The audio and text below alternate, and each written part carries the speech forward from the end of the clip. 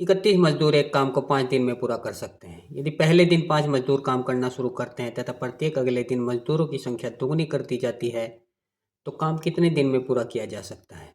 यहाँ से अगर हम कुल कार्य निकालेंगे तो जो मेन पावर और समय दिया गया है इनकी सीधे गुणा हो जाएगी। कार्य हो जाएगा 31 गुणा 5 बराबर 155।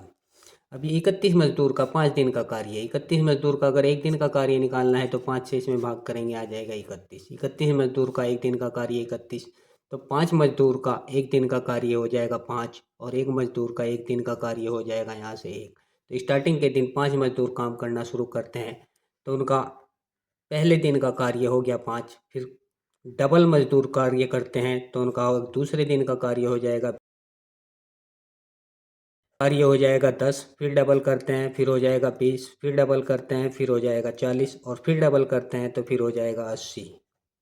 या ये क्वेश्चन कुछ इस तरह से पूछा जाता है कि इतने मजदूर इतने दिन में करते हैं। पहले दिन एक मजदूर काम करना शुरू करे, दूसरे दिन 2, तीसरे दिन 3, तो कार्य कितने दिन में समाप्त हो जाएगा। तब भी ऐसे ही इसी ट्रिक का यूज करना है।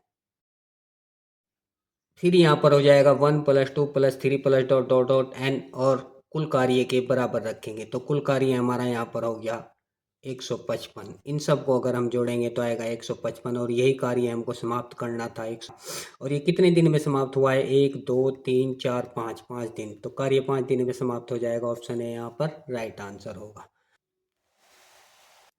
ए मीटर और बी मीटर लंबाई की दो जीवा क्रम से वृत्त के केंद्र पर 60 डिग्री और 90 डिग्री के कोण अंतरित करती हैं। निम्नलिखित में से कौन सा विकल्प सही है? अब ये ऑप्शन दिए गए हैं, इनमें से बताना है कि कौन सा सही है।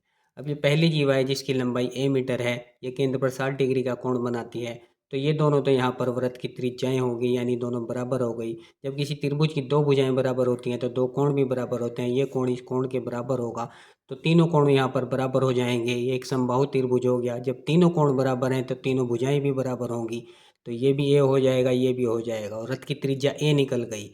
तो ये भी वृत्त की त्रिज्या होगी, ये भी ए होगी और ये भी ए होगी। अब इस त्रिभुज में ये 90 डिग्री का कोण बनाता है, जो दूसरी जीवा केंद्र पर 90 डिग्री का कोण बनाती है। तो इसमें कर्ण का स्क्वायर बराबर हो जाएगा लंब का स्क्वायर प्लस आधार का स्क्वायर। तो बी स्क्वायर बराबर हो जाएगा 2a² और b बराबर यहाँ से आएगा √2 × a। ये क्वेश्चन कुछ इस तरह से पूछा जाता है। एक जीवा की लंबाई इतने मीटर है जो केंद्र पर 60 डिग्री का कोण बनाती है। दूसरी जीवा की लंबाई ज्ञात करें जो केंद्र पर 90 डिग्री का कोण बनाती है। तब भी ऐसे ही इसी ट्रिक का यूज करना है। तो एक जीवा की लंबाई से दूसरी जीवा की लंबाई निकालने का ये फॉर्मूला बन जाता है अगर वो केंद्र पर 60 डिग्री और 90 डिग्री के कोण बनाती हैं। तो b बराबर √2a, ऑप्शन बी यहाँ पर राइट आंसर होगा।